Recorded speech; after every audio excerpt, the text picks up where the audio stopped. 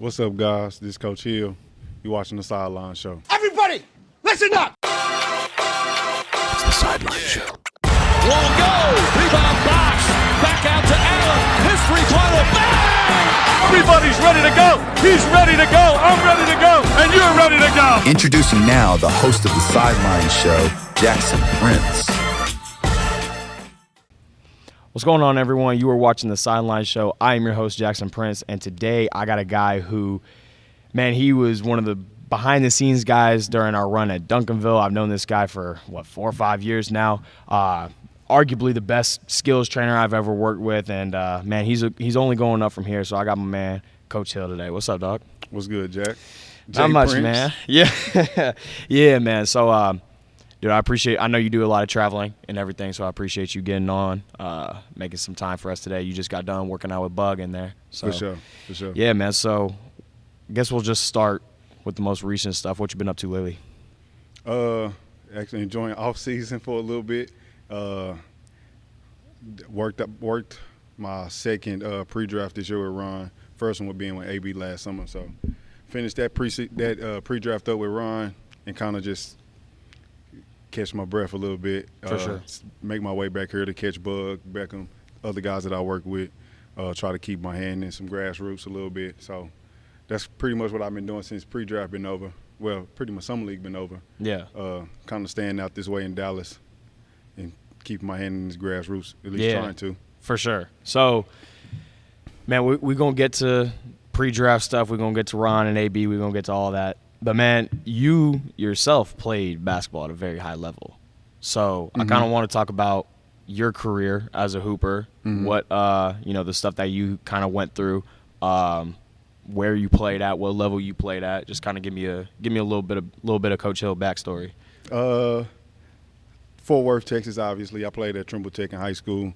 Coming out of high school, I wouldn't say one of the top in the country, but I was one of the top in my position. I'm not going to sit here and tell you I was one of the best. Yeah. 3-star recruit, played at TCU in the Big 12.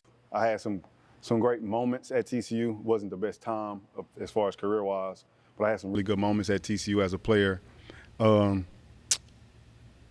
actually learned a lot, though, as far as the game of basketball at TCU from some of the players that was there that was older than me, and just being around the game for a long time. TCU actually helped me learn more about the game of basketball when I was there. It probably wasn't the most enjoyable time.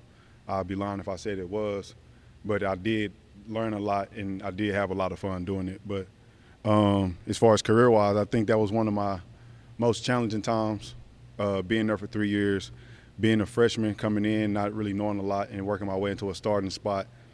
And then slowly averaging about 18 minutes a game. And then my sophomore year, I kind of took a hit, ended up academically ineligible, failed some classes. Junior year, same thing, came back strong, had an opportunity to play. Team was really good. Well, we were decent preseason, top 24, not preseason, but mid-season top 25. End up undefeated our first 14, 15 games as a junior. Dang. Cracked the top 25, but at that time, I wasn't playing a lot. And that was, like I said, that was probably the most challenging part. So I'm coming from my freshman year where I played a lot, not really scored a lot, and then my sophomore year, I kind of held myself back, and then my junior year felt like I had a chance to kind of bounce back a little bit, and it really wasn't clicking from a coaches to player standpoint. I guess me and the coach wasn't seeing eye to eye. I know that. And it's not necessarily, not saying like bad-mouthing the guy, but we just didn't agree on certain things. Yeah. And it wasn't in a malicious way. It was just it happens. I vocalized it sometimes, and I actually learned a lot about myself in college, being able to do some of those things. But ended up playing my last year at Tarleton State, where it kind of felt like myself again. I often want to say averaged like 12, 11 points. Had some really, really good games there. But I played more free. I was playing without a care. I was just watching some of the highlights the other night. Yeah. But just that was where I was playing without a care in the world. But yeah, man. After Tarleton, kind of took a year off, and I ended up going to play professionally overseas in Mexico for a season. Didn't really like it. Didn't really like the living situation. I couldn't deal with the hotel for months. Yeah. I couldn't deal with the language barrier, the food. Like, it was. I said okay, but in all honesty, I remember vividly when I was a kid, and I was obviously growing up playing basketball. I always wanted to play pro, but I knew I didn't want to play for a long time. I just wanted the experience. But I always knew I wanted to make money or do what I wanted to do around the game of basketball. So I did really enjoy that Mexico experience. In that league, I averaged about, you're going to think I'm capping, I averaged like 36 points. Yo. Like 36, 6 and 6 or something like that. I mean, after working out with you, after knowing you all these years, I could see it. Yeah, I mean, I wasn't the best scorer. I was a volume scorer, but if I got a mismatch, I was going to take advantage of it. Especially when I got older. Like I said, after I learned a lot more, like I could do a lot more with less. Yeah. So a lot of catch and shoots, 1-2 dribble pull-ups. Obviously, I was athletic, so I can that Jay Prince game type. Yeah, it's Yeah. Like once you get to a certain age, the game just gets easier, and that's kind of where I was. Kind of not made a name, but people started knowing who I was because I came out to the Duncanville, Dallas area with the money tournaments and the grown man leagues and things of that nature. Won a lot of money in some of these money tournaments. Man, I'm not gonna lie. I think that was actually my first time like seeing you, and I didn't like remember it until after you had started coaching at Kennemer.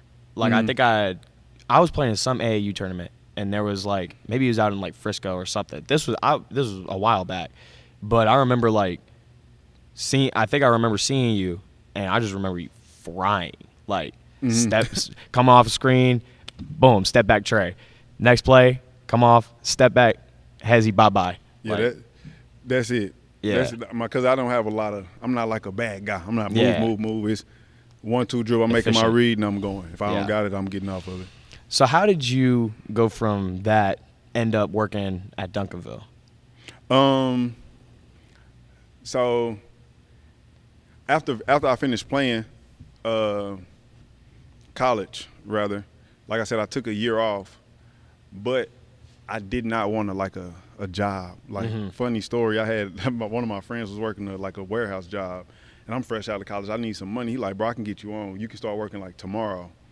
End up being like a warehouse job. We picked up like, no lie, 500, 600 pounds of chili, like just canned chili. You're just putting it in racking, and we racking stuff for Walmart.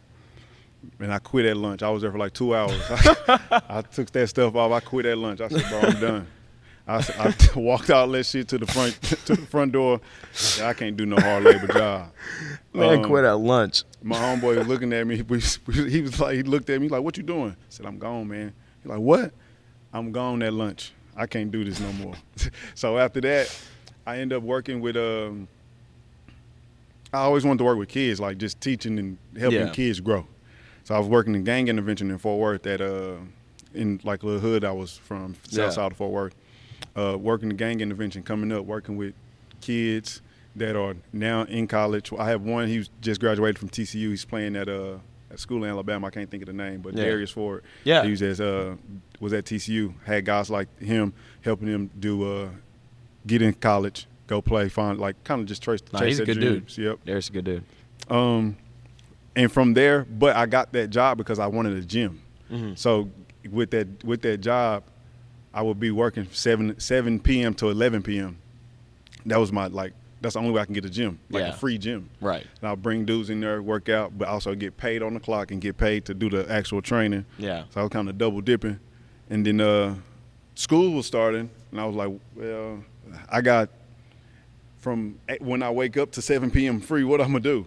Yeah. So and I seen one of my homegirls I went to school with, they were substitute teaching, and at the same time, ironically, my middle school coach was on his way out. He was retiring. So I became a substitute teacher at my middle school that I went to.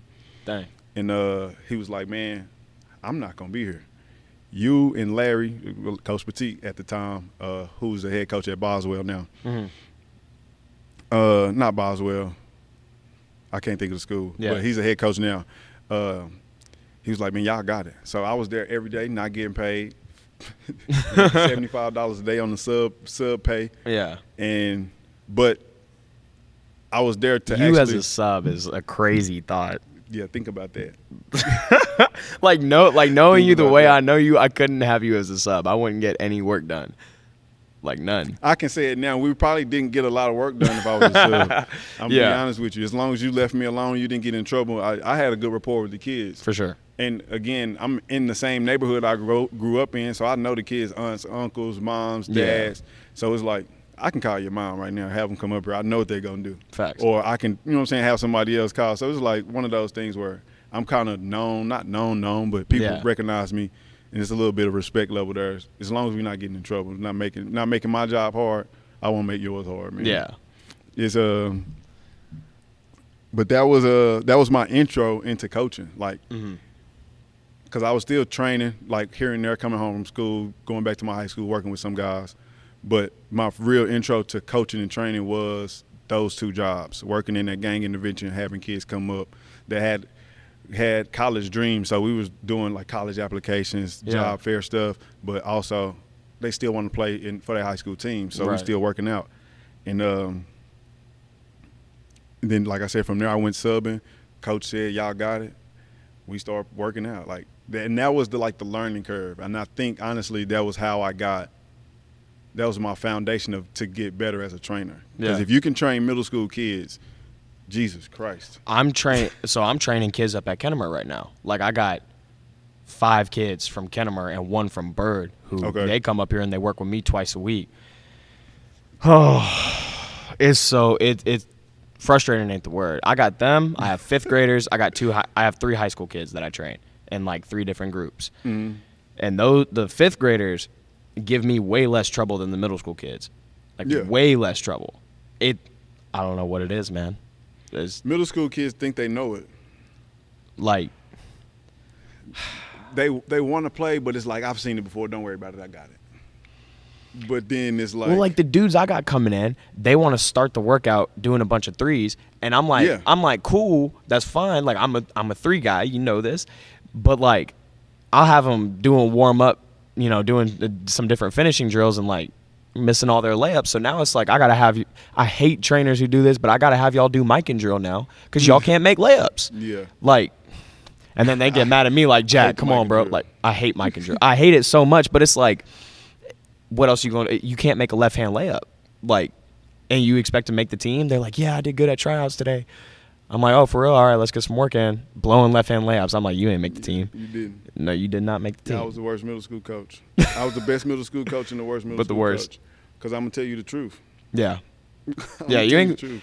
I know that's right. And I tell them the same thing. Like y'all don't pay me to be nice to y'all. Like y'all pay me to make sure y'all get better, and that means I need to tell y'all the truth. Yeah, if I'm not telling you the truth, I'm holding you back. And in turn, I'm holding myself back. For sure. I don't feel comfortable not telling somebody the truth about basketball. Yeah, not about this. Yeah. Not about this.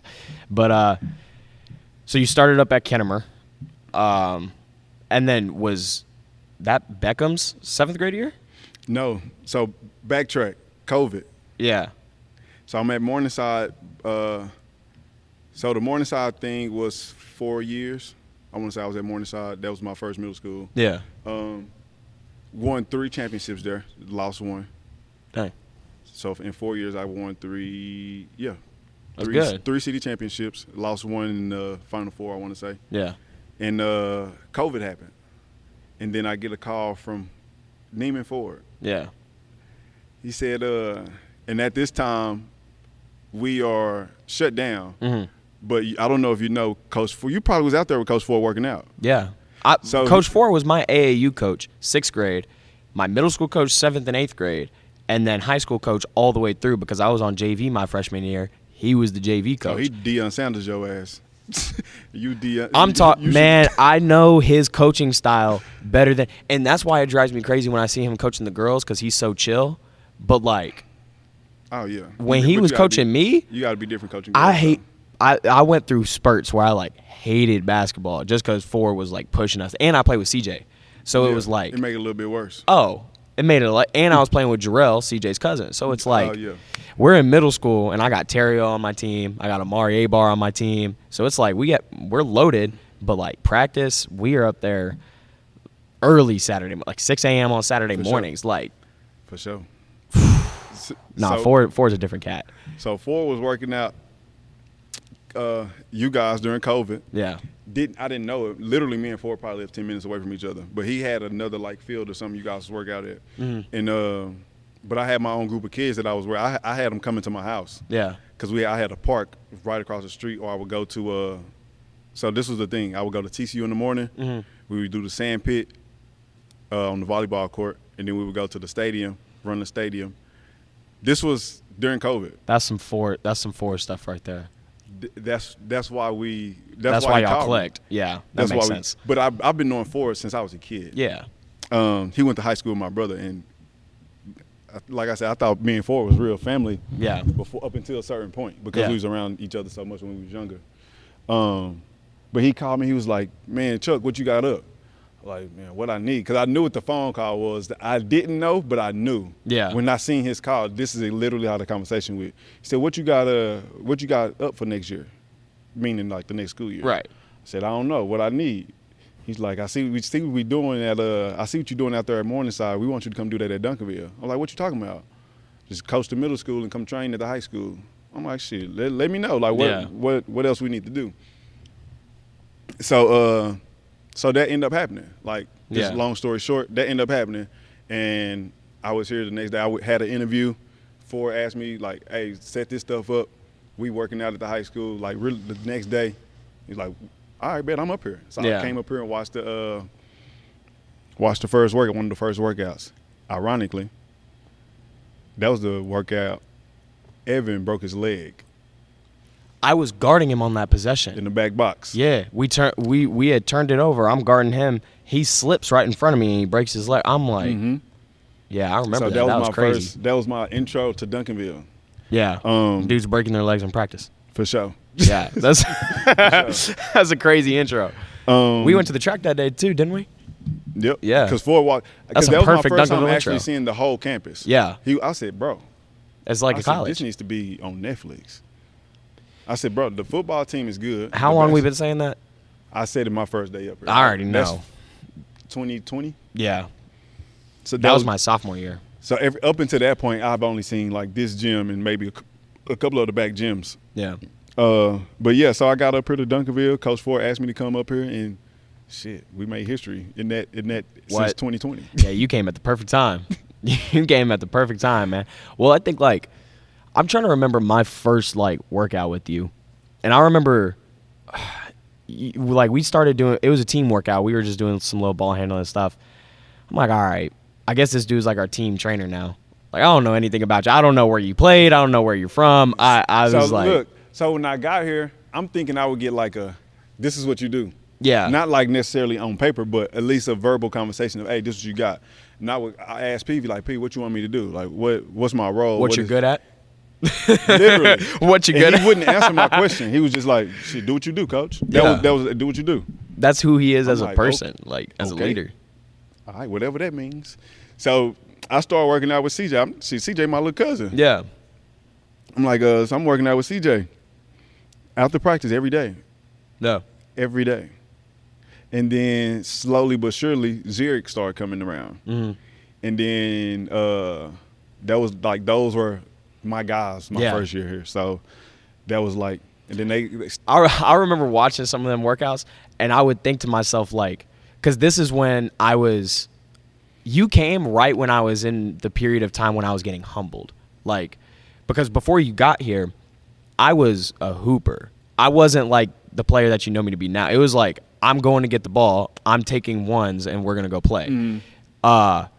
So I remember, like, not wanting to hop in your workouts because I feel like if I was doing the stuff you were having CJ and Zurich do, I was going to end up doing it in practice, and I was going to get yelled at by the coaches. So I remember intentionally being like, don't go work out with him. He's going to get you in trouble. So, nah, and that actually happened to a few of them, though. Yeah. Like, because I would do stuff, and, like, side note, this is, like, one of the things that I do. I mean, I don't know if every trainer, but I would tell everybody, like, y'all are already good high school basketball players. I'm not here to make you a good high school basketball player.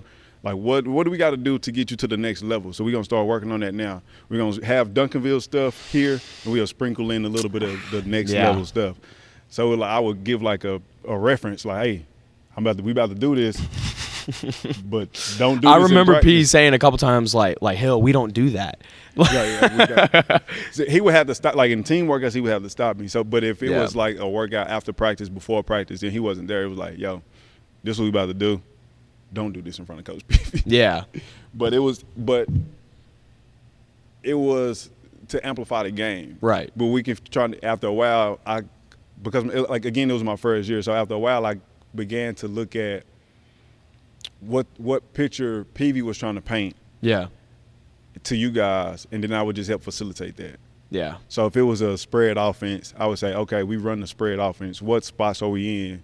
How can I let these guys be efficient in their game? A Zurich work on Zurich's game, a CJ work on CJ's game, but Yeah. inside this same realm of offense. And that, I mean, it started to help both of them. Well, I think it was like we played in such a, I don't want to say like a free system, No, for sure. but like we played in a relatively free system Mm-hmm. as long as you were within the confines of doing what you were good at, For like sure. the best at. So like what I noticed with a lot of high school guys, because I spent a lot of time around, like not just these high school guys but other ones too, and I see them play, and here it was like you got two things that you're good at, and one of them has to be defense, and then the other one it's like whatever you do on offense, like that's what you do. So for me, it was shooting, defense. I had to be 3-and-D, otherwise I was never going to get to play. So, but outside of those like confines, we had a really free system. Yeah. So like, PV was never going to tell me to turn down a three. Like if I shot it, it was probably a good shot. Yeah. And like CJ, if he's getting by someone and making a play for someone else, cool. Zurich was Zurich, but yeah. like He different. he might be. I think he's definitely top 3 on the best list of scorers I've ever played with. Zurich is, I don't think I ever told him this, so he'll see this when it's dropped. But Zurich is probably one of my favorite people to be in the gym with and work out with. Good dude. Because of the way he plays, the way he moves, the way he plays. He's easy to be in the gym with. For sure. Because he can do a little bit of everything. Yeah. And he's open to do everything. I don't know if you remember this. Funny Zurich memory. We were doing some one-on-one drill, and I was frying that day. I was feeling hot. It was in It was in big here. gym? Yeah, in here, yeah. So I'm talking smack to Zurich, whatever. He's sitting on the sideline, and he's like laughing or whatever because sophomore year I was like getting clowned a little bit whenever I would like get in my bag because that's not like. Pete would tell you don't go inside that. Yeah, PV was like, no. Like, sophomore year, I wasn't allowed to go inside the three-point line. So anytime I did and it worked, people would be laughing, just Yeah. like, haha, Yeah, like, shut up, for PV, sure. like, whatever. So I'm cooking, whatever. Zurich's sitting on the sideline, and he's like, I just scored on someone. He's laughing. I'm like, man, come get some. I'm going on defense. That's Zurich now. Between the legs, bye-bye. Heem! I say that's Zurich now. I was like, all right, let's calm down, Jack. Let's calm for down, sure. Jack. Zurich one of those dudes, though. Yeah. Zurich one of those dudes. When I first seen him, I seen him. This was before I came to Duncanville.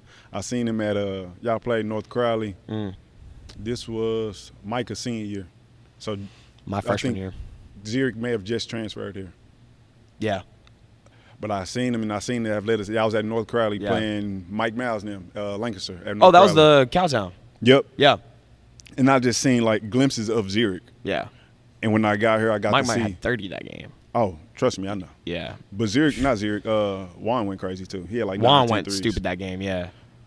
I remember that. Getting here and then seeing Zurich, it was like, Well, before he transferred, we're in the summer, and we have the best runs in the summer. Like, you know that. Zurich pulls up. I'm like, all right, this dude's 6'4", pretty solid build. I've never seen him, though, so he can't be that good. Like, that was my thought. Because he was out in El Paso or Midland or wherever he was from. mm-hmm. So he walks in. I'm like, all right, dude's probably okay. We start scrimmaging. We have, like, a 20-minute scrimmage. Bro had, like, 34 in a 20-minute scrimmage. I just remember thinking, like, none of these, like, he's the best player on the team. Yeah. Like, I was like, and then I asked him, I was like, oh, like, are you a senior? Like, whatever. He's like, nah, man, I'm about to be a junior. I was like, you about to be a junior? Oh, my God. No disrespect to nobody else that was here at the time Zurich was here, but when I walked through the door, I knew he was the best player that was in the building, for sure. Yeah. I just don't think he knew that at the time. Agreed. But we seen what unfolded. Yeah. At the tail end of his senior year, like Yeah. No, I mean He's he one was of those dudes. Mr. Texas, like. for sure. Yeah, like I see, because I remember we were playing fall league, and I remember we played somebody, and my pops was like, "Yo, who is that dude?" And like, my pops don't give anybody credit, bro. My dad's a hater. Like, but it would just be like, I would just remember him saying like, "Bro, who is that dude? Like, he's a pro." Yeah, Like, yeah, he's good. He's talented. yeah, super. So, I guess that kind of leads me to the next thing. So you know, win a couple state championships at Duncanville, like you getting your feet on the ground here and everything. You start really working with and then AB transfers in. You start really working with Ron, start really working with AB. What obviously, like at that point, we kind of knew those guys were gonna go be lottery picks, especially AB at that time.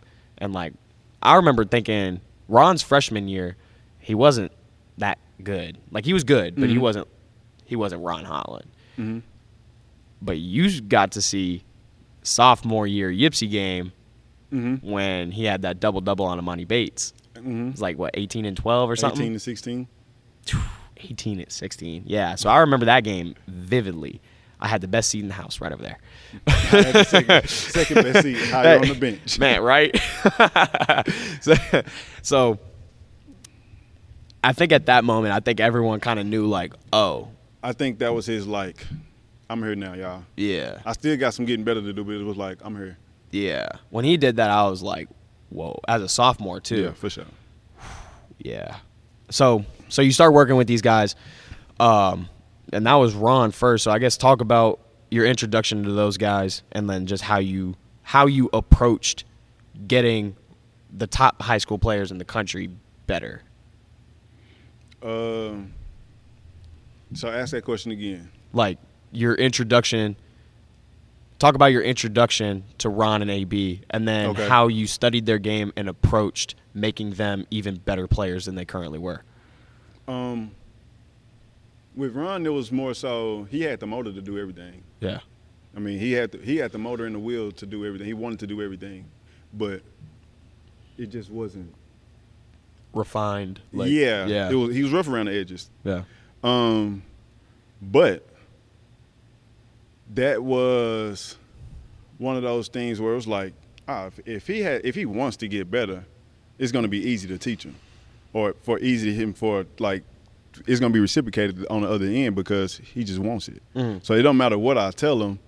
If it's going to benefit him, he's going to listen to it. He's going to apply it as well as he can, and then in turn, I don't have to do the work. It's him doing the work. Facts. I just got to sit back and tell him what to do. Yeah. So with him, it was just adding a little bit more of a fundamentals to what he was doing because he was raw. Right. And what I will say about Ron is that he, at the time he played, like knowing what we know now, he played out of position. Yes. He played a lot of 4 or 5. Yeah, he was our 5. Like Right. that sophomore year, like Right. he had to run the 5. We didn't have anyone else to do it. Priest was gone. Like, And then it's, everybody get a little juice on the height, so everybody's saying you 6'8", 6'9". We had to have one of those come to Jesus meetings. I said, "Say, bro, you're not 6'9". You're about 6. At the time he's in high school, he's about 6'5". whoa, 6'5"? 6'6" now, 6'6" and a half, 6'7" now. Right now? Mm-hmm. I think he's like 6'8" now. Really? Well, at the time he got measured in the pre-draft. Now, I wonder how short y'all thought I was. If y'all calling him 6'5". 6'6", 6'7" with shoes on, Okay. some around there. Okay. But even then, are you still a 5? Are you a 5? He was never a 5. But Like- at the time, you get put in the 5, and then when you go train, you're Yeah. getting trained to do what 2 guards. Like. what 5s are doing almost. Oh, well, not with you, though. Like, no, I'm saying yeah. before I got there. Oh, you know what I mean? yeah. But you do have, like, Because even with Drive, he was low-key playing a 4. he's playing 4 or 5, Yeah. right? But they gave him freedom. Facts. You got Aaron that gave him freedom to kind of bring the ball up and be himself. Yeah. And Aaron did a huge job in teaching him as well. Mm-hmm. And Jermaine, of Yeah. course. But he was the biggest kid. 9 times out of 10, you put the biggest kid on the low block or whatever, 4 Right. or 5. Right. But they gave him freedom to kind of grow up. Ron's rim running though. I'm glad he's as skilled as he is. I'm glad he's not playing the 4 anymore because he'd struggle playing the 4 in the league. Yeah. But his rim running might be the best I've ever seen. Period. Like, out of any high school or college player I've ever played with, I think he had like the best rim, especially that sophomore year. Rim run or running the floor? Because I'm Yes. gonna ask you a Yes. question after that. Running the floor, because when Go we ahead. would get a rebound and he saw that we got the rebound, he was the first one down there trying to get it done. Okay. And he was Who the runs- fastest on the team Who too. runs the floor better, Ronald or Bug Edwards? Who runs the floor better? Yeah, not necessarily just rim to rim. Who runs the After- floor better is Ron. Okay. But with the ball, Bug. Without the ball. Think Without about the Bug ball. his freshman, sophomore year when he didn't have the ball in his hand, and he was banking on you guys to give it to him. I mean, that's the only way he could score. So That's what I mean. He was getting out. Yeah. See, I but- think Bug is faster off the line, but Ron just had the length though. Like he just glided down the court. Yeah. And it was like you'd get a rebound and you turn around and he's already standing down. Like 3-fly. Yeah. Like he'd start Both of he'd them start ran out track, the though. gym and then he'd be Yeah, both of them ran track. I just wanted to see what you thought about it. Yeah, no, 'Cause I mean- Bug is fast as shit. I could start at the 3-point line. Ron could start at the baseline. He'd probably beat me down there. That's a fact. Like That's a if fact. he was actually running. Yeah. Yeah, but I think Ron and AB, both of those guys, were when they got skilled, like really skilled. I think that was when I realized how important the intersection of athleticism and skill is. Because I've always been a skilled guy, but I've never had the athleticism to pair with the skill for me to be one of those guys. You know what I'm saying? Like Eric is, I think, a good example of what I would be if I was actually athletic. You know what I'm saying? Like Eric's a lot faster than me, like quicker than me, gets up better.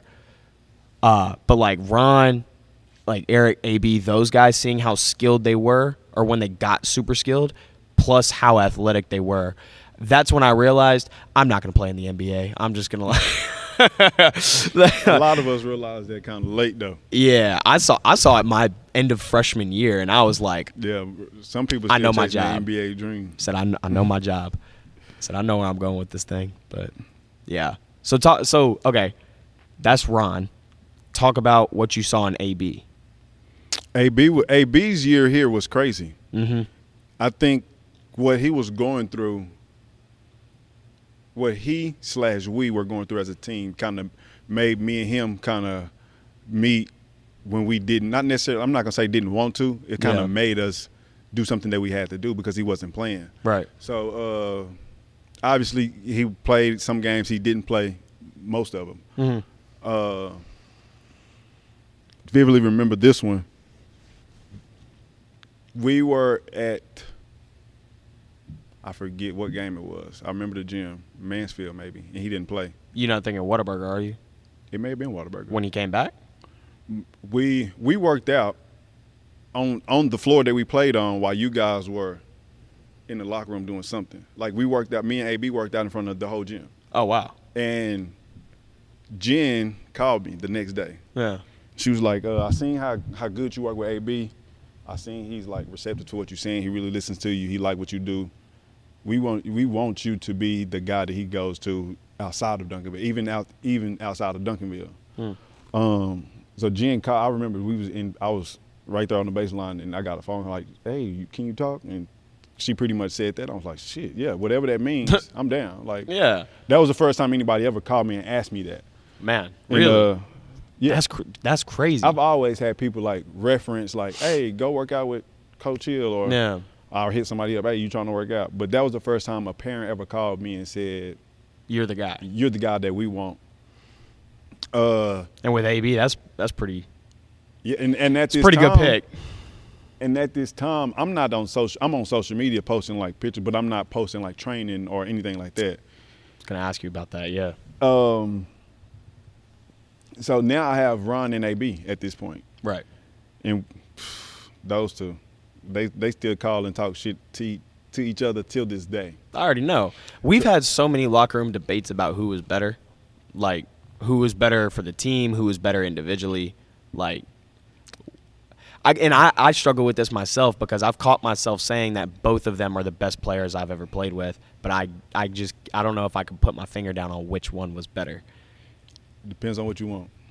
Right. That's how I see it. But I'm not answering that question. No, you can't. That's too.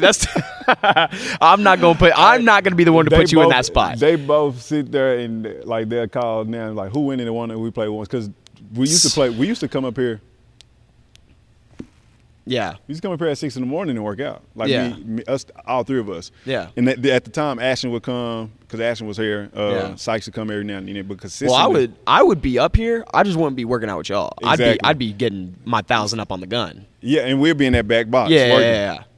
So it was some days we would come in and just let them play ones. Like we'd get some work in, get a couple shots in, but it's nothing like ones. Like 6 a.m. ones. So it's a good time. They are like damn near fighting each other in ones. And since that happened, I'm like, yo, we can't play one-on-one in the morning no more, not before school. You know who used to have some mean ones? Who was that? Me and Eric. Eric played one-on-one with everybody. Me and Eric have such a long history of playing ones against each other, and I don't know what it is. When I play against Eric, I get a crazy bag for some reason. I unlock some stuff I didn't even know I had in the bag. Eric, Jack say he be cooking you, bro. Dog, hold on. Eric, Jack say he been cooking you for years, bro. Hold on. He's also been cooking me. It's a mutual barbecue. You know what I'm saying? But me and Eric almost refuse to play ones now because of how into it we got. I remember I reclassed and I'm at some charter school, whatever. Eric, I was in 2022. Eric was in 23. I reclassed to 23. He comes to my charter school and on a day where we had a Saturday practice something, and we're playing 5-on-5. Mm-hmm. That joker went from 5-on-5 to 1-on-1 so quick. The moment he walked in the gym, I was like, yeah, tied my shoes a little tighter that day, you know. Now Eric can make you tie your shoes. Eric don't let me make it when we was playing. When he was here and we used to play, he don't let make it. He's not letting anybody make it. Eric probably one of the better one-on-one players that I've seen. he's ridiculous. Like he's waiting on somebody to play ones. For sure.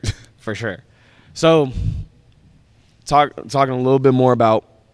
Actually, let's transition into you were in kind of a coaching role here at Duncanville, but like you were saying before we were recorded, you were kind of the liaison between between the coaches and the players, and I feel like you had such a good relationship with us, and you weren't our friend. We knew you were a coach. Not at all. Nah, we okay, we're not friends, but if we need to chop it up anything, or vent, sure. We go talk to Hill.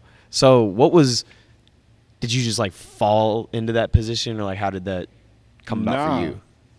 I would say I was trying to be, I don't want to get it's not sentimental, but I don't want to get too paws deep. But it's I was my fault. I was trying to be the guy that I didn't have on a coaching staff. Yeah. You know what I mean? Yeah. So everybody and I felt like I played every role that was on the bench, from the best player to the sixth man to the seventh guy to the guy that didn't play at all. Yeah. So I know I can relate to everybody that's sitting on the bench and the coaches. Yeah. So if, I don't know, Rasan had a bad week. Yeah. I could call Rasan bro. Another very good one-on-one player, by the way. Yeah. Yeah. I would call Rasan, and me and Rasan, whether it's text or, hey, meet me at the school early in the morning, we'll chop it up. I would have a good grasp on who he was as a player, who he was as a person, and then I know I can go relate to him on the floor. So if I told him something, then he might receive it. It might be the exact same thing that Peavy or Ford say, but I know if I told him, they'll receive it a little bit differently because of the delivery. You know what I mean? For sure. Or because of the relationship as a whole. For sure. I'm not going to be the bad guy cussing you out and beating you down every time Peavy do it and Ford do it. Why would I do that? It's just hey, come holler at me. Yo, this all they saying. I'm like, oh, okay. Yeah. And that's really how I got there. And then obviously I was still kind of playing when I got here. Facts. You know what I mean? So I was still getting ones with y'all sometime. I would get in 5-on-5 after practice or whatever the case may be. Yeah. So y'all understood okay, he knows what he's talking about. He still plays, but also he's trying to get the best out of us. And it's not in a malicious way. It's not like in a way where I feel belittled or any type of way. Yeah. Well, you're also younger too. So Yeah. it was just kind of like you understood it's hard to listen to older coaches sometimes, especially like Peavy's not old, but like PVO. No, I'm playing. like so it's funny because he listens to every episode too, so he gonna hear you say I that. know. I figured he would. Yeah, but like Peavy's not old, but he didn't play in like a modern basketball era. Like, so it's hard to listen to him sometimes as a player because, well, Peavy just don't get it, you know. But with you, it was like, no, he just got done playing. Like, yeah, what he's saying makes sense, you know. For sure. Yeah. And I gotta ask you this, man, because you were in those locker room conversations with the coaches meetings and things. I gotta know, man, what were the conversations around me centered like? I've heard like 2 historic knockdown dragouts about me, but like other than that, I heard it was pretty Let chill. me hear one of them, and I'll tell you how far off it is. Demo talking about PV putting me on a leash, not being able to like go and play because I had a mid-range pull-up earlier in practice, came up off the wing, took 2 dribbles to the kill spot, let it go, and I missed it in the back box. And PV was like, "Why are you dribbling inside the 3-point line?" And I was pissed because I'm like, "That's a good shot." And this was like early sophomore year, like when I was getting humbled. Yeah, I remember. So I'm like, "Coach, like I made that shot 1,000 times, like whatever." So Demo was just like, "Man, why are you putting the leash on this kid?" Whatever. And PV was like, basically just saying, "No, we don't need him to do that. This is what he can do, and this is what he does well. So he should just do this for right now." And like I heard that was pretty heated, but Yeah, for sure. I mean, not necessarily heated, because it's never. I would say heated means we mad at each other. yeah, It was more like it was a coaching Disagreement, conversation, yeah. a passionate disagreement. yeah, I don't get all like loud with them, but me and PV have disagreements sometimes. Me and Ford have disagreements. Ford and Daniel. It's Yeah. just how it goes. But For that's sure. That's how we win games. Yeah. That's how we figure shit out. yeah, But nah, that's one of those moments though where we was like, shit, P, if he got a catch and shoot and somebody's closing out hard and he can one dribble pull up, we gotta let him shoot it. yeah, But that's shit, PV gonna fight us back on it because that's one of his beliefs. yeah. My bad. No, you're good. PV right here. This PV right here. For real? Call. Put him on. What's good, P? You on the pod? No, I think because I remember I had an interesting relationship with PV at first. Now he's my guy. But at first I remember just being like very frustrated with him. But one thing I was glad I did that most players don't do who play for PV is I just accepted it quick. And I was like, okay, let's look at this logistically. This dude's won 2 state championships already. He's not getting fired, meaning he's going to be my coach if I stay here. And if I want to play, then I just need to shut up and do what he's talking about. So at the end of my sophomore year, it was either do I suck it up or do I transfer to Kimball where Paul, come on, man. Why come on, I yo. ain't say nothing. Come on, yo, you look at it, I can't. So it was either do I accept it, do I Okay. take it, pause, or do I Go ahead. This your pod, bro. Yo, that's a clip. That's a clip. This your pod. Do what you do. Do what's comfortable, brother. Yo, come on, man. Do what's comfortable. Come on, man. So, do I just accept it, whatever, or do I transfer? And the number one option at the time for me was Kimball, and I'm like, okay, I could probably go be 1,000, 1,500 point scorer if I go to Kimball because I'm gonna get to just shoot. Yeah. But I was like, no, like let me just. Like I was having this conversation with my pops, and he was like, "If you gonna transfer, you gonna do it now. But if you stay, like that's it. No more talking about it. Like you just need to work."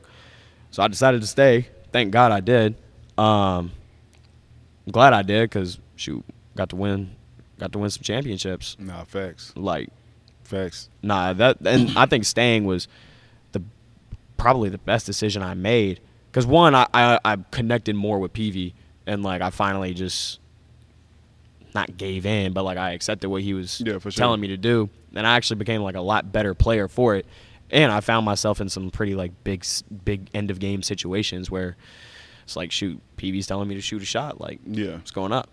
I mean, I think PV, part of what he does and how he coaches, it allows you to be the best version of yourself. And then also, from a coach's standpoint, it allows him to trust you as much as he can. Yeah. That's he doesn't want you doing anything that you're not good at, but he also wants you to be the best basketball player too. Yeah. So he tries to amplify who you are on the good side and not amplify the bad things that you do. Yeah. I think that's what makes him like one of the best coaches. Yeah. I think and it's funny too, because a lot of people ask me like, oh, could PV coach at the college level? Could PV do did. this? Yeah, no, and that's what I tell him is like, yeah, like he did, and he was good at it. But one thing I always say, and I always joke about this, because I've seen PV pull out a clipboard twice. I've never seen him pull out a clipboard.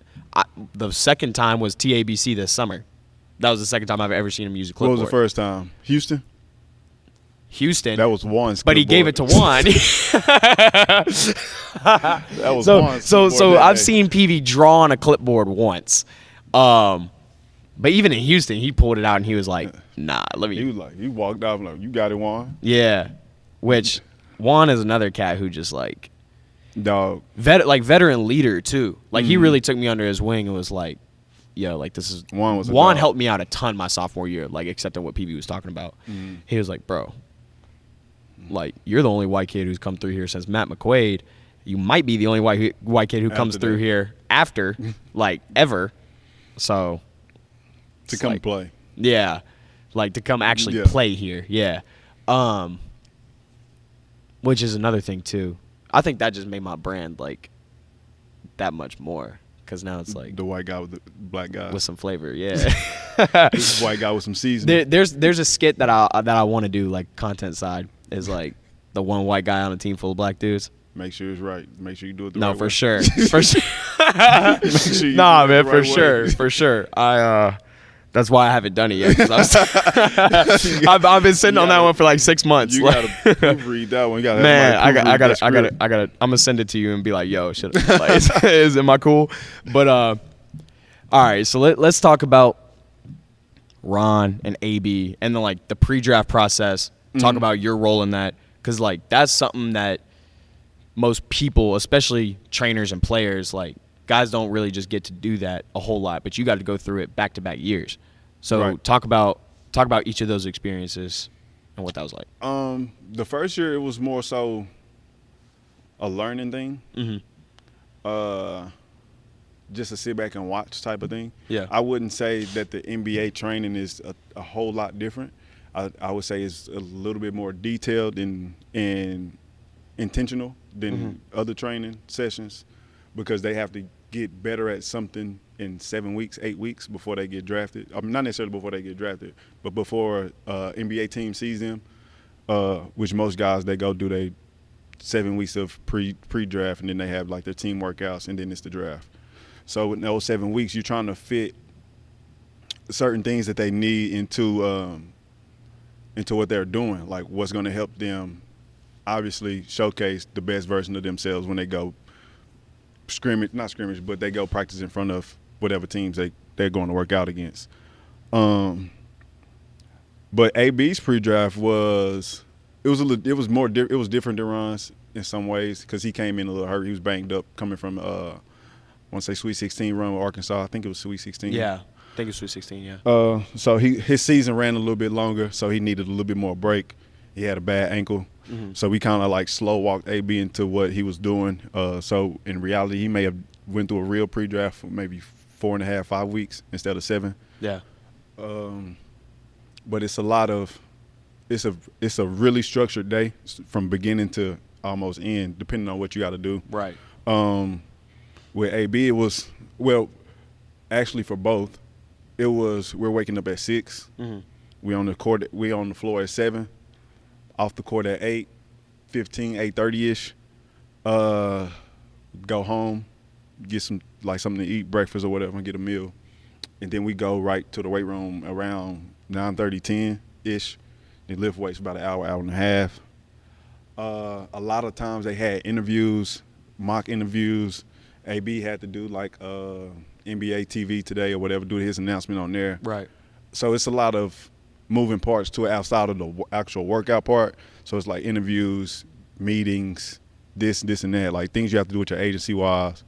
But the actual pre-draft, the work of it is tailor-made for you to lock in.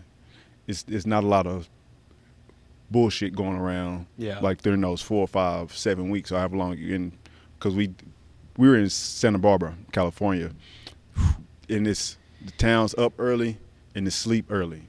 So you're up, everybody's up 4, 5, 6 in the morning, but the town is it's pretty much shut down about 8 o'clock at night. So there's nothing really happening outside of that. So you there in that town. They call it a retirement town. It's not a lot going on. It's one college, which is probably 30 minutes out from where we were staying. It's like it's a grind session, man. It's like you get in there and you work. You're there to work for 7 weeks. Yeah. Weights, eating right, sleeping right, getting your body as ready as it can be in those 7 weeks to go through what is actually a grueling 2-3 weeks of NBA workouts. I've heard so many horror stories, of like guy having to work out with Washington at this time on this day, and then having to fly to, Toronto to work out with them the next day, and then you're in LA, and then you're in Orlando, and it's like on back to back. Like I think Max Asmus, he had to do 4 workouts on back to back days, like in different cities. Like that's crazy. That's crazy. Yeah. Some people do that. And some people have 20-something workouts. Yeah. Some people go to the same team multiple times. Some people like have to do the back-to-back days to where it's not travel, rest, and then play. No, it's travel and play on that day, travel and play on this day, travel and play on that day. The benefit of being a potential lottery pick, you don't have those. Facts. For the most part. But they both did go through a time where they worked out for 6, 7 teams. And you travel a day, you play, you travel the next day, then you play. And it's not like you're going against some BS competition. These are guys that's in the NBA too, or trying to get NBA jobs, or that's been working with the team for some time, and they know what they're looking for. So I don't think AB had to do as many workouts as Ron because of, it's no secret the quality of the draft. AB's draft class was more high maintenance, not high maintenance, but it was a better draft. It was a better draft. Yeah, they're calling Ron's like the worst ever, maybe, which I think is a stretch. We'll see. People there's have no their telling. opinions. Yeah, like there's no telling, but I thought Ron's was pretty decent though. We won't know until they 5-6 years in the NBA. Facts. So people can say it. Was it the most anticipated? No. Everybody want to compare it to a LeBron draft or a Wemby draft or an Kobe 83 draft. Like we don't. Yeah. My opinion, I don't care. Yeah. They got to pick 60 dudes every year. Facts. With this past year, 58. And the same number of those 60 are probably going to stick. It's not a lot of fluctuation in there. So it's like, what's the? Yeah. Once you break down a lot of the percentages, the same. If it's 60 people getting drafted, more times than not, the same number of guys are staying. If it's 17 or if it's 14, whatever that number is. Because all that matters is getting to your second contract. Because if you can get to that second contract, you kind of made your way in the NBA. Yeah, for sure. So talk about because, man, I really wondered how, like, did y'all know AB was going to get drafted to Orlando? Nope. Yeah. So we'll talk about his mindset and, like, the anticipation part, because I know that's got to be, like, nerve-wracking. Yeah, I'm sure that's, like, terrible. Like, mentally, that has to suck. It ain't like a college decision where you can pick where you're going. No, like, they pick you, and then you're there the next day. Yep. Yeah. Like, talk about that whole side of the process. So I got to sit in the green room with AB at the table with him and his family. Great suit, by the way. Huh? Great suit, by the way. Thank you. That was my first time. I really didn't know what I was going for, but it was okay. I got to sit at the table with them, so me and AB talk about it. Me and AB had like long conversations in Santa Barbara way before the draft even happened. So I'm telling, like, bro, you gonna cry? Like, I'm just messing with you. You gonna cry when the draft happen? When you get drafted? Where you think you gonna go? Like, just little shits and giggles like that. Yeah. So sitting at the table, we sitting there. We know he's slotted. We kind of know like the slots 5, 6, 7, 8. I want to say 9. I think it was his slot. So, yeah, we sit at the table with AB and his family, and we kind of know the slots of 5 through 8, or 5 through 9, I want to say. But it's certain teams, I mean, honestly, you want to land at, you don't want to land because of and because of reasons that's not basketball. Tax breaks. For sure. Weather. Like, it's certain things that you want as a person. Hill, I'm not joking when I say this, and you know it's true because you know me well. When he got drafted to Orlando, I said, thank God he's going to Florida. Yeah. And I'm sitting there with all my teammates at Texas. We're having lunch or dinner or whatever, and they're like, bro, what are you talking about? This is when they knew, like, figured out kind of who I was. Yeah. I was like, oh, well, Florida doesn't have any state taxes. Like, he's going to be straight. And they were like, bro, what the fuck? Yeah. So, like, no, I swear that was the first thing I said. Thank God he's going to Florida. No, that's one of those things. We sit, like I said, we sit at the table and we sitting there waiting, man. We're like, we thought Washington at one point. We thought Utah at one point. In Orlando. But by the time we got to draft night, it was honestly 6 or 8. Either 6 at Orlando, 8 at Washington. So with lottery guys, do the teams kind of tell you beforehand, like, really? No. Really? We found out 2 seconds before they called his name. 2 minutes, probably a minute before they called his Because they name. call you before they. They call the agent. They call his agent. Like I said, so we're sitting at the table and his agent gets the call. And I'm family. Yeah. But I'm not family. Right, blood. Right? So I'm happy for him, but I'm not like tears crying happy. I'm just like kind of living in the moment. Just smiling. So, but I'm very observant. So I'm watching the tables, so I'm like, I don't see the phone call happening. But what you do see before your name is called, you see cameras just rushing up to your table. It's like, oh shit, it's about to happen. Yeah.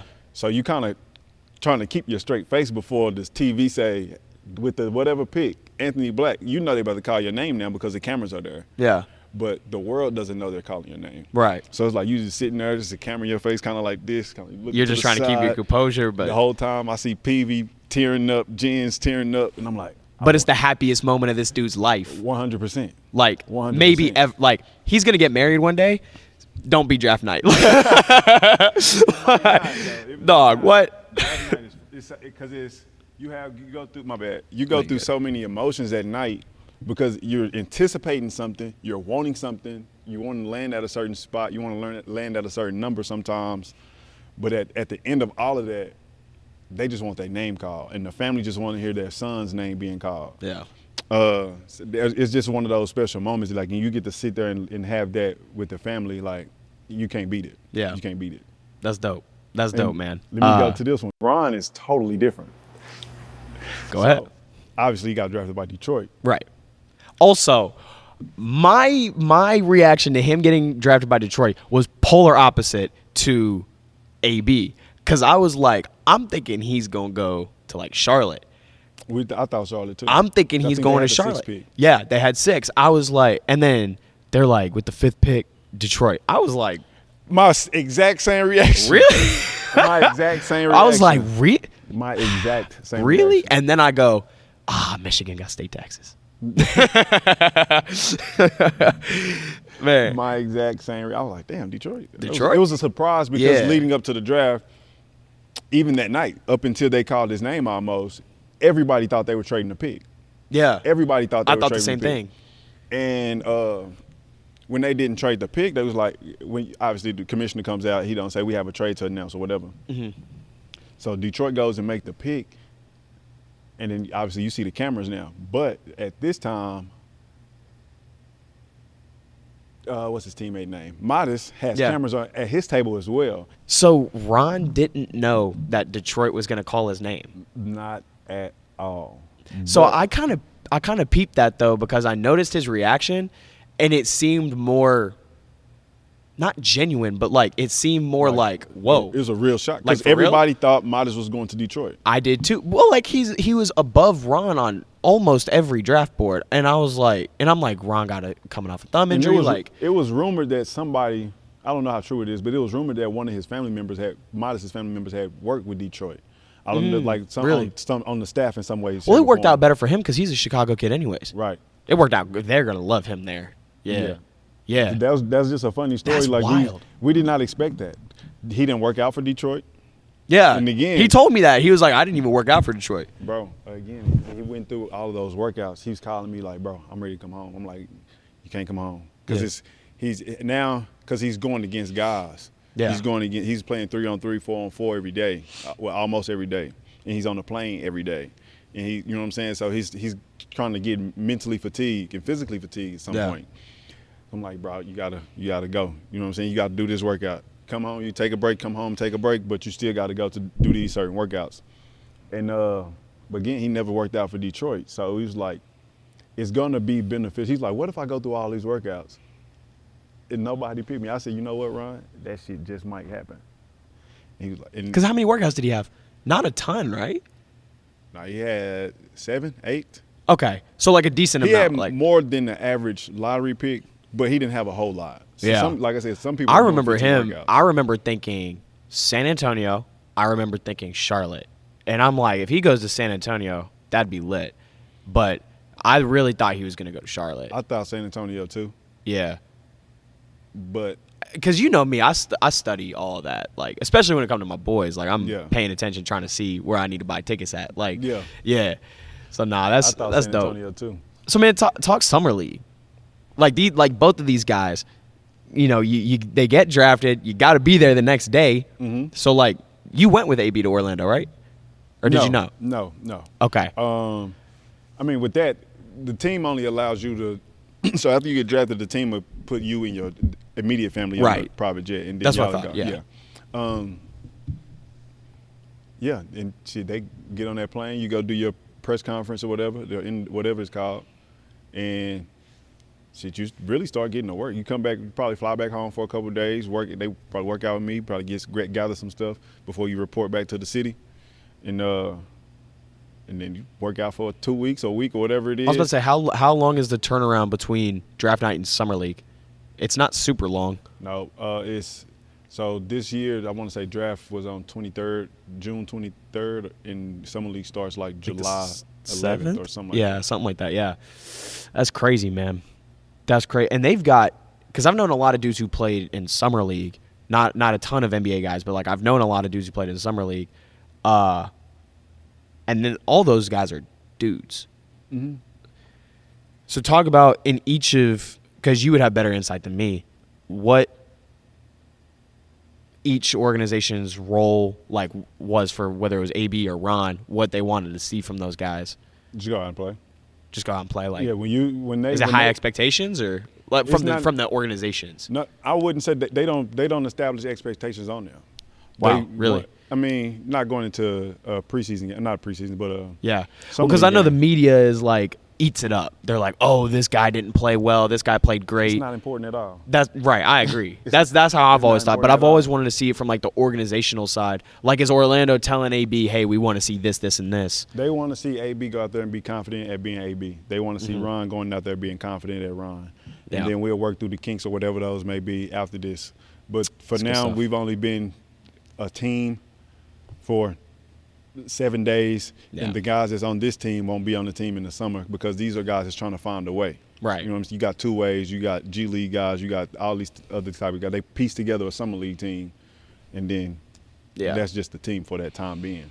Yeah. So it holds too much weight via media, social media. Right. I sat at Wemby's first summer league game, and I walked out early because he was underwhelming. Yeah. And I got a phone call. I told somebody who I was leaving. And I said, "What you think about Wemby?" I said, "He wasn't great today, but he's gonna be hell on earth when that season starts." Because the game, you can tell the game was just moving too fast for him. Yeah. And he was just trying to find his rhythm. Yeah. But you can tell he had everything that he needed to have to be successful in this league. I mean, this dude's an alien, bro. He's not. He's unbelievable. I had to Yeah. go see him in San Antonio. I watched him play at Moody because the Spurs played a couple games at Moody where we played at Texas. Yep.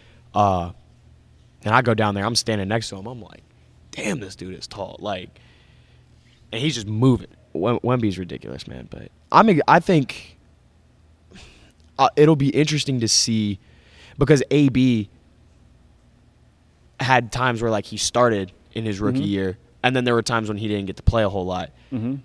which is hard to deal with if you're For a young sure. rookie, especially if not necessarily just for AB. That's for any basketball player. When you're proving to yourself that you can play in this league and at this level, but sometimes it's just not your time, and it's not nothing that you're doing wrong or right.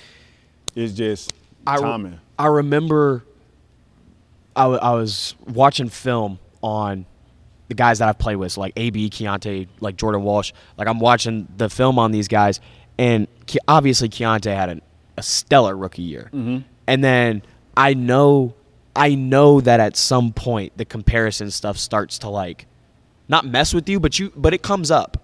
Like I mean, I know what you mean because Yeah. it's your friend or Like, it's your boy. one of your peers kind of. you've been playing together since fifth grade, you know, like so you compare a little bit. But one thing that I realized was Utah wasn't in so much of a win now situation. I'm glad you said that. So prior to AB getting drafted, I want to say me and Jen was having a conversation. Me and his mom was having a conversation about like where we want him to land. Yeah. And at this time, we knew it was between Orlando and Washington. Right. And I remember telling them like, well, here's the thing about Washington. He'll play a whole lot in Washington. Facts. But he's going to do a whole lot of losing. Yeah. In Washington. So if you go to Orlando, you'll be in a situation where they're in a win right now situation because they were so close the year prior. So you will get an opportunity to play, but it's going to be it's going to be a roller coaster season. Yeah. Meaning you're going to play 35 minutes. Then you might have some DNPs. Yeah. You have to be okay with that and comfortable with that and confident that when I have my 35 minutes, Yeah. I can do. And he played pretty He well. played it- Like with the opportunities that he had all year, he played his ass off. yeah. I mean, some games were better than others, obviously. That's but yeah. the totality of it, he played in 60-something games, started in half of those, I mean, that's good, man. and you're one of the better rookie defenders into that league, and you kind of make a name for yourself, and you put yourself in a position to come back the next season with a little bit more expectation because of Yeah. how good you played your rookie season. Yeah, and that was kind of the connection I had to make with watching these guys because, I mean, we know Keontae is an incredible scorer, whatever. And, like, AB, great probably, I mean, the best facilitator I think I've ever played with because he's so lethal with his own scoring. That's what makes him a really good facilitator, I think.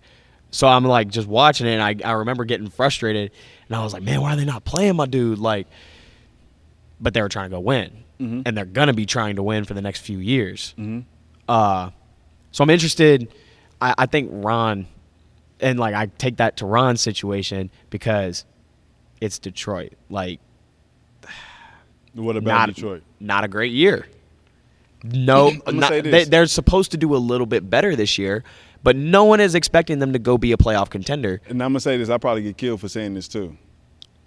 I think they have a chance to be, I'm not going to say a lot better than everybody. I think they have a chance to be a lot better than what people think they're going to be this year. I agree. I mean, looking at their roster. Right. Yeah. The construction of the roster, the knowing the staff that they brought in, seeing JB Bickerstaff that just helped Cleveland go on a phenomenal run these last few years with Donovan Mitchell and Yep. Darius Garland. I think I want to say Eastern Conference. Yeah.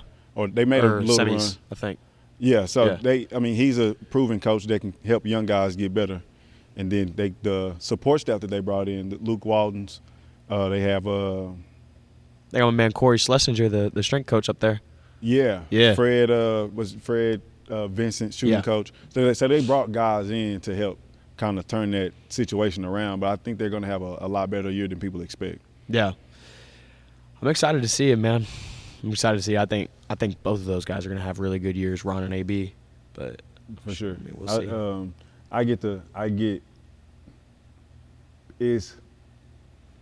What's the word I'm looking for? I'm grateful that I'm the guy that gets the text from both of those guys when they go through a practice and they have a really good day. And I'm one of those guys that they send a text to and say, man, today was a really good day. I did my or thing. whatever the case may be. Yeah. And seeing those, and I'm not saying it was every day this summer, but it was a lot of days where I just look at my phone and I get a text from AB saying, today, I feel like today was my best day. If you feel like today is your best day almost every day, that means you're getting better every day. For sure. So that make those, and same with Ron, getting those and seeing those, I get a little gratification in knowing that those guys will have a hell of a year this year. So for you, I know you do a lot of traveling and going and like helping those guys and whatever. What does your role look like with those two guys this upcoming season? Or what do you think it'll look like? We still working out the kinks. Yeah. Not necessarily working out the kinks, but every season is a little different. For sure. You know what I mean? But for the most part, the most important part would be being there for them mentally, like going through an 82-game season when I'm traveling almost every other day. You're going through your personal problems, like family problems, your girlfriend problems, I'm getting sick, or I need this, or I need that. Like being there for them is probably the most important. Yeah.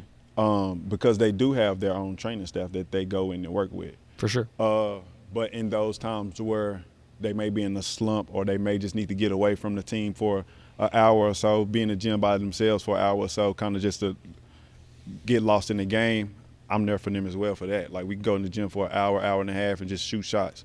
Like me and AB just go in there sometimes and just get up free throws just so he can get away. Yeah.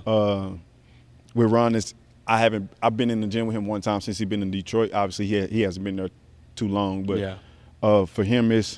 For Ron, it's a lot of just conversations with the game of basketball, like film breakdown. And same with AB. I'm more prone to sending AB his clips with a voiceover. I'm kind of giving my secrets. I like last season, I was sending AB like 4 or 5 game clips, and it's not like 20-minute clips. Yeah. It's probably just some stuff clipped up that I can see, hey, angles right here, take an extra dribble right here, probably got into space right, whatever the case may be.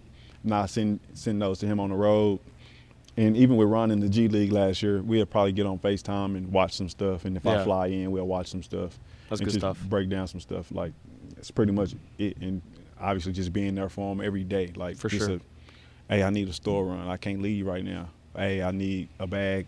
Like Vegas, they get shit from everybody. Like they both probably need a duffel bag. Yeah. Don't hassle yourself. I'll go get it. Or we'll find somebody that'll go do that. Man, dudes will clown people so much, but that's such like an important role. Like it's just like a basketball team. Everybody can't sit there and get all the buckets. Somebody got to rebound. Somebody got to pass. Somebody got to do the dirty work. So for you, like, obviously you got your own personal ambitions with this stuff. Like you would be foolish not to have your own like personal goals and dreams and all those things.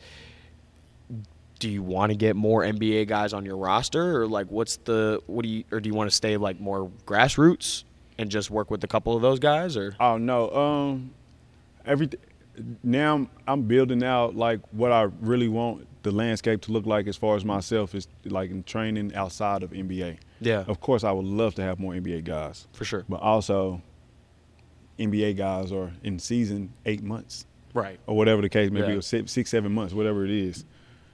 High school guys are in season for 3 months, 4 months, right. So it's like, just the time equity is just there. It's different, right? Yeah. So the NBA offseason lasts 2 months, a month and a half, really, because they're gonna take their break. Then they got to get back into the groove of things. So that's maybe a 7-8 week process. Yeah. But as far as NBA building out, getting more NBA clientele, yes, for sure. If it happens, it happens. That's not anything I'm just breaking down doors for. But I still get a couple NBA guys. I work with Mason Jones from time to time when he's in town. Plays for man, he was Sacramento now. He was one of my favorite dudes to watch. Oh, he's a bucket. What? Really, and he's a dog. He's a dog. Yeah. I think he's gonna get an opportunity this year. I think he's gonna get a real big opportunity. That's cool that you get to work with him. When he was in college, he was like my favorite player in college. Like, just fun to watch. He comes from a family of like hoopers. I don't know if you know that. Like his sister is an All-American. His brother's an All-American. I knew about his sister. I didn't know he had a brother. His sister Jordan Jones, an All-American. She graduated in my class. Yeah. Played at A&M. His brother was an All-American. Played at Duke. Graduated 2013. He's the third one. I mean, he's wild. the third hooper that I know. Yeah. But I Dude think was it's- like college player of the year. Like, Yeah. Yeah. Like his family is. that's all right. Yeah. That's all right. But yeah. No, I mean, I wonder, because I see you like really putting in time. Because like you ain't got to be like Duncanville played yesterday at Crowley. Mhm.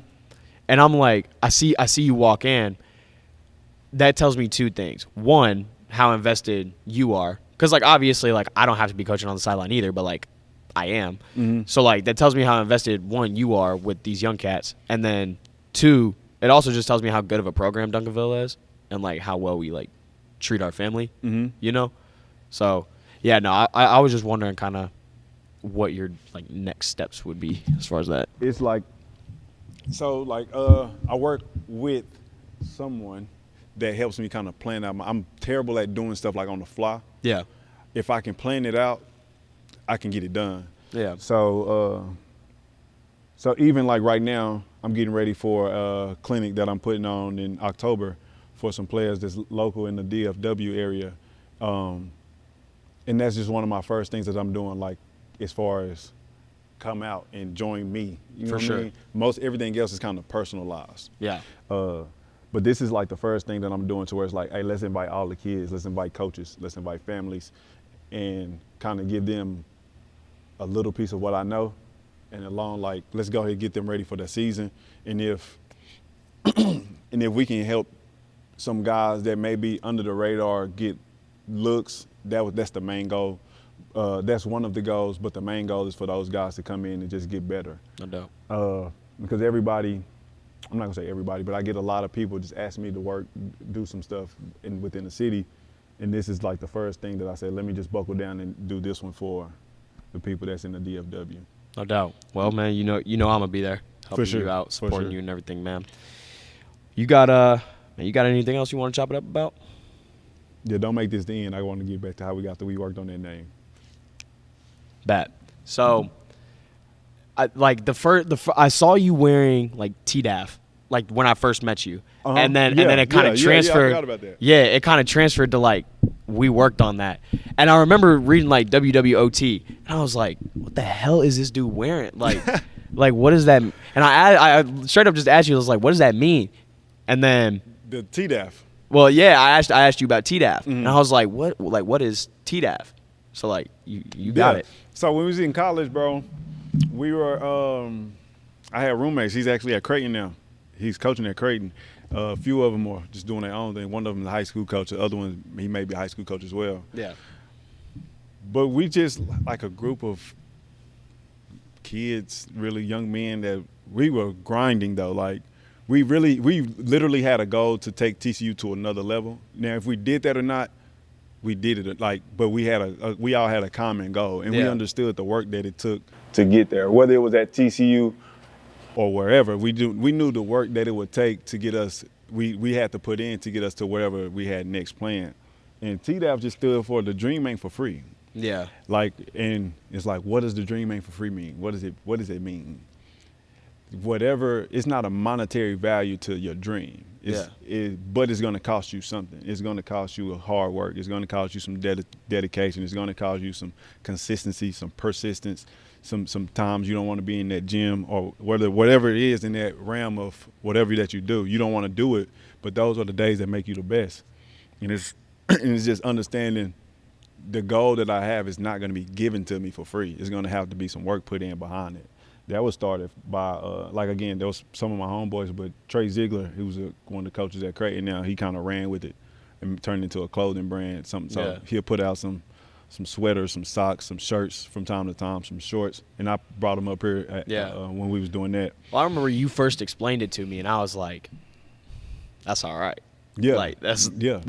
That's dope. Like, that's the type of stuff I rock with. And me and him are still real close to this day. I actually called him and asked him for advice on certain things that I want to do as far as basketball. Yeah.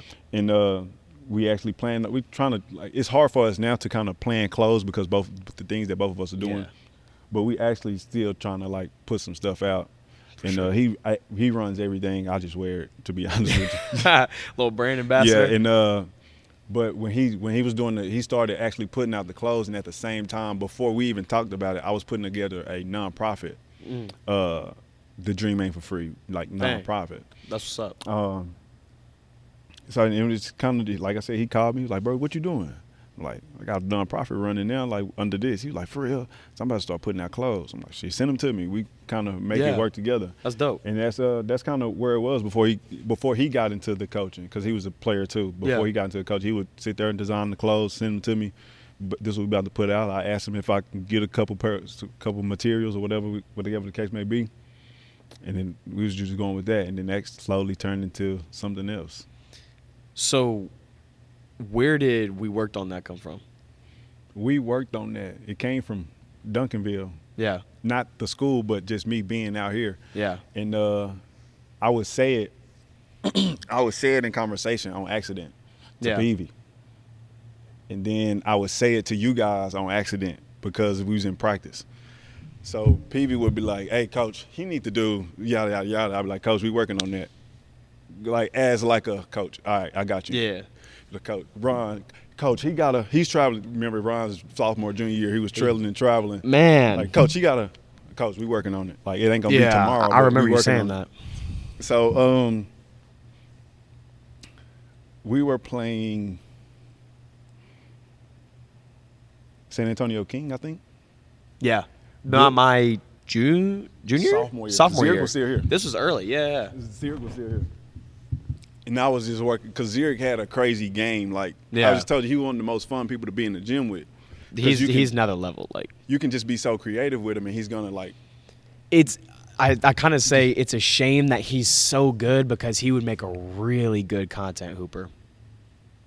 yeah, he don't need to do that. He can No, make a he lot of doesn't. money. He needs to go make that money. He can But make that's money. why I say, like, it's a shame he's so good because, man, if he did what I do, he'd be the best one at it. Like, Yeah, because he got game. It's smooth. and he's got a good personality and like, Yeah. he's got He got it. all that. He got it. Yeah, So he's he gonna was- make a really good pro. We were playing San Antonio King, and me and Zurich was just working on like a drive left bump to like a side step or a step back or like a bump. I'm going to stay here in my spot but move the defender, whatever the case may be.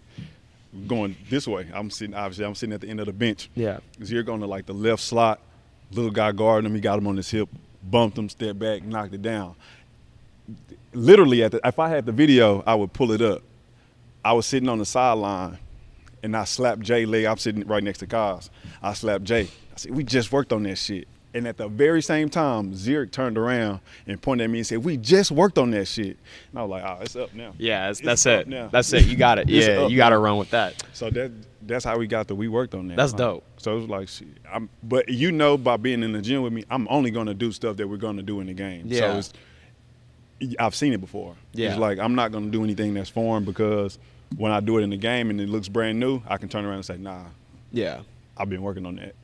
You were the first dude. A lot of times now, anytime I hit a three or someone hits a three, 1, 2, 3, that one. Yeah. You were the first dude I ever did that with. Yeah. And I remember the first time you did it, I was like confused. I was like, that's kind of hard. Like that's kind of tough. So I do that with like a lot of like my boys. Mm-hmm. Whenever I hit a three, I'll turn around, For sure. keep it pushing. It was just like one of those because being here, I'm not like very vocal. I don't talk a lot. This is probably the most you probably ever heard me talk since you've been knowing me. Probably. But we would sit on the sideline and just being a basketball player, being Oh, and I was on that sideline a lot. but being in the atmosphere of basketball, you kind of lose who you are regularly, and Yeah. you're a whole nother person in this building, right? So when I'm Especially sitting on the this one. sideline, it's like I'm not Coach Hill or whatever y'all Yeah. know me to be. Like I'm a whole nother person. So it's like, how can I add fun to the bench? I'm not used to sitting on the bench. At Facts. the end of the bench at that, coaching. So it's like, what can I do to add some fun to it? Bug hit a three, Jack give me three. Jack hit a three, Bug give me three. Yeah. And it would be offensive rebounds. Like I had so many sayings, offensive rebound, kick out. If you get an offensive rebound, you know that's gonna cost you. That's gonna cost you at least 3. I would say that. I say that now. I can't wait for these mic'd up videos to drop. I'll shoot the ball and I say that's gonna cost you. Yeah, it's Bang. gonna cost you. I got that from Hill. Because we would sit there and we do our drills in the game, in practice, and we know any defensive mistake will cost you something. Yeah. So I would just say, oh, that's going to cost you. But I know 9 times out of 10, if we get an offensive rebound, it's going to cost you 3.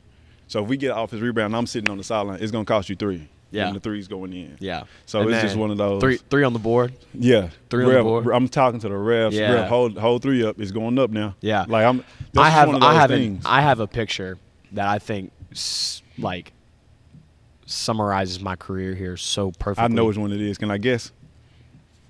Yeah. Go ahead. Was the picture taken in March? Yes. You know which one I'm talking about. State championship game. That's the one.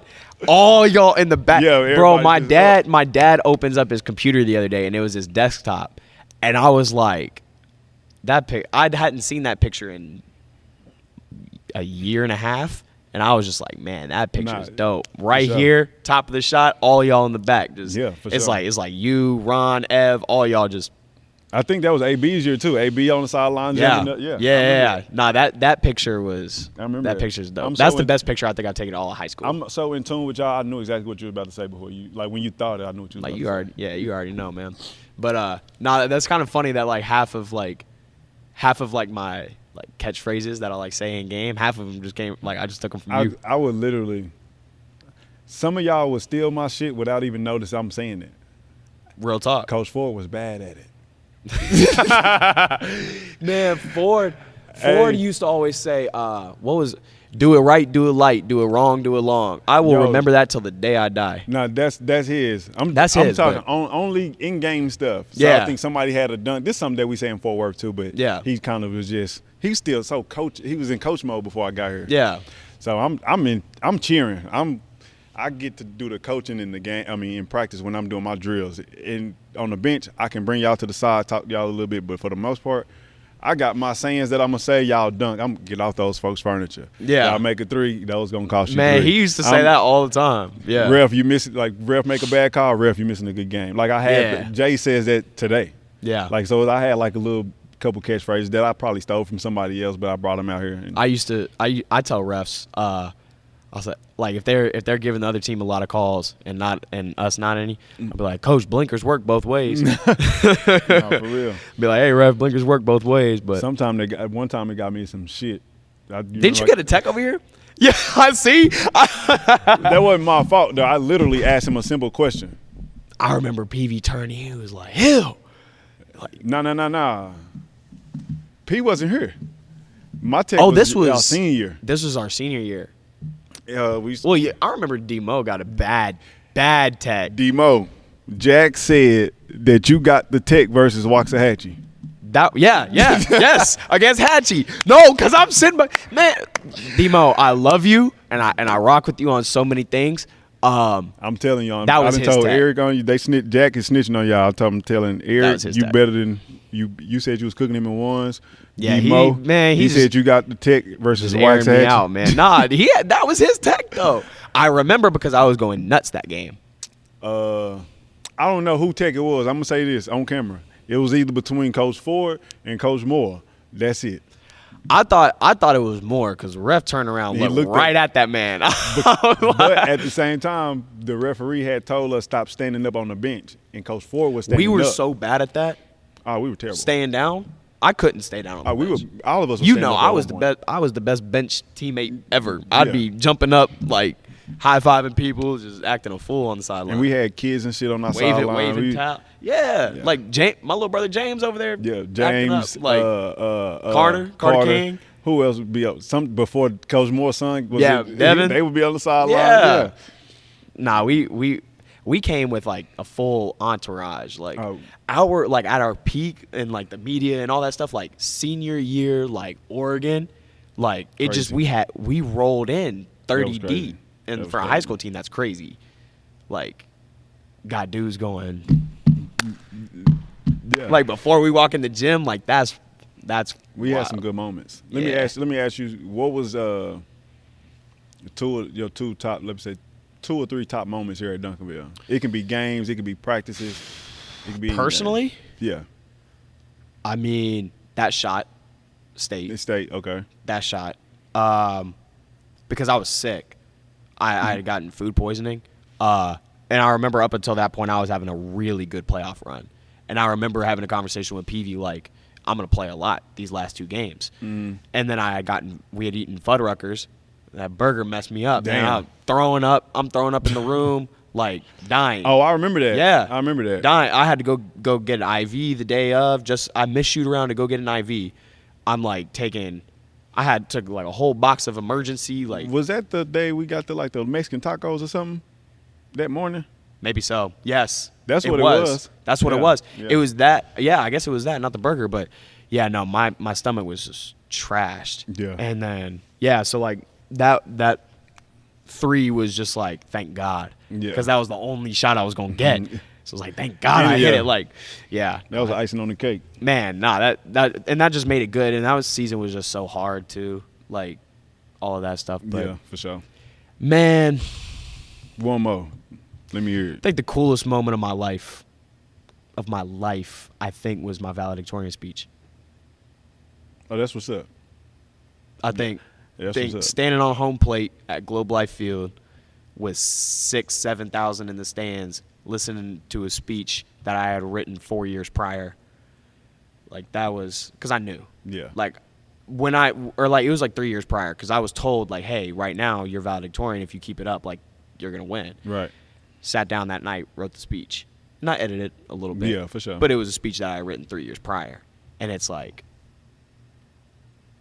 just like I don't know why that moment is so cool to me over a lot of the basketball stuff, but like, I've always used hoops just to like get Get through some stuff. to get through stuff or like to stand out or like because I mean my dad was a single dad. Like he married when I was 10. So it was like up until then it was like it was just me and him, and like I picked up a basketball at 7. I was just using it to like cope. Really, with like a lot of difficult stuff, and then just went through all that. So yeah, no, I mean I think that shot and just winning state as a whole that junior year, because I was a real part of that team, I think. And because sophomore year it was like, yeah, I was like on the team and I like played in some games, but I wasn't one of the guys. But like junior year it was like, nah, Jack's one of the guys. So yeah, I think that moment, then my valedictorian speech was. If you can relive any moment playing at Duncanville, If I could relive any moment. it's like it's gonna happen the exact same way. You just want to like implement yourself right back in that moment, though. Man, I think maybe sophomore year state. That was my first. The final 2 minutes. I didn't play a second that game, but the final 2 minutes, I remember it was me and Ra just standing next to each other, and me and Ra have been close since 5th grade. Like that's been my guy, and I remember looking at him, and I was like, "Yo, like when we were at Daniel, did you ever think like we'd be here?" I said, "Hell nah." And like I remember, and like Ra is a very not like a super sentimental dude, but I see like him tearing up or whatever, Yeah, and like I'm tearing up, and we're just watching the seconds roll down, and I'm like, dude, in 2 minutes we're gonna be state champs, like for real, state champ. Like they Your can't take sophomore this year. shit from us. I remember that. That was when Zurich went nuts, Yeah, and we just straight floaters, 27 off a straight floater. It was like give Zurich the ball and get the Get hell out out the the way. way. We didn't run a play. It was like spread the score. I remember Daniel on the sideline. High ball screens with Ron and Zurich. At that point, we was telling Ron get the hell out the way. Facts. D Moore was like, "P, we need to be in spread to score," and No, everybody we need to give Zurich the ball. everybody, we are in spread to score. Zurich just cooking right now. Yeah. But that was a good moment. That was the first of what? That was my first. That was I y'all's had second. 3. I had 3 because senior year, oh man, PV getting suspended really. I feel like, I think this is probably my first time saying it on camera. I think that hurt me more than anybody else in the program because me and PV had talked about it from freshman year. He's like, bro, like buy in. By the time you're a senior, it's like you go hoop, like do your thing. And so like, and I had already built such a close relationship with him that him getting suspended and me not even seeing him for like months. Like 8 months. Like I didn't even see the man until senior night. So like that hurt. And then like Ford did a really good job stepping in. But at the same time, it was like Ford never saw me the way Peavy saw me. You know what I'm saying? And then like he started Bug over me. Bug's a better player, but I felt like I had A little seniority. I felt like I deserved that starting spot. And Bug knows this, and I don't fault him for it. Shit, he's a better player than me. But that just hurt. No, for sure. That just hurt. And I remember getting mad at Ford during a practice, and it was like right after I committed to Texas too. I had like missed a shot or something. He's like, oh, that's who's going to Texas? And I remember spazzing off on him.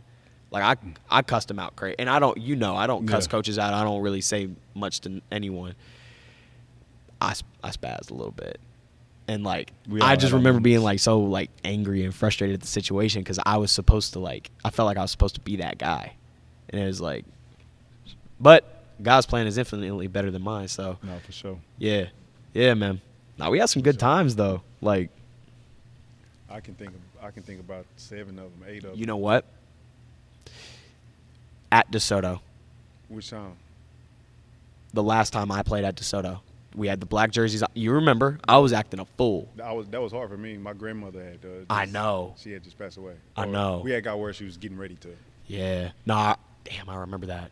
Yeah. I remember like yeah, I remember you like seeing you over there. I was like, man, what's wrong with Hill? It was a weird situation because I had got a random phone call from a family member, and they didn't want to tell me something. So I'm not like the person that you call and say, what you doing?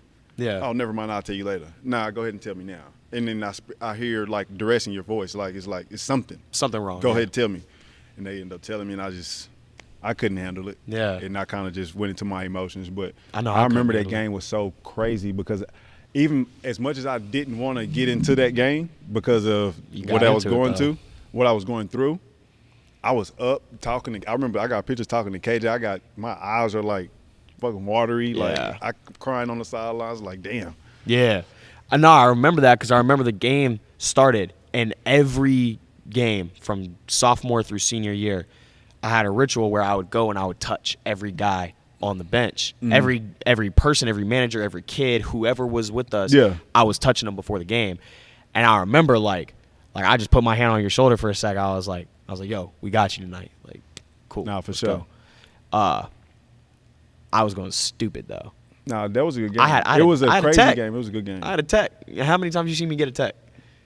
Not in high school. AAU, I was getting techs, but like in high school, yeah, I had like 2. You can't get no tech playing for P though. We only got that was playing for Ford.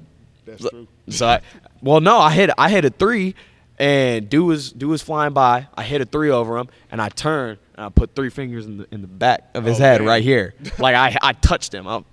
Bam.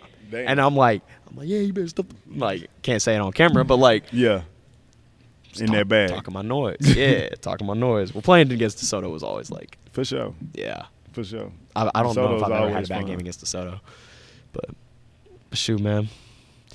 Got anything else, dog?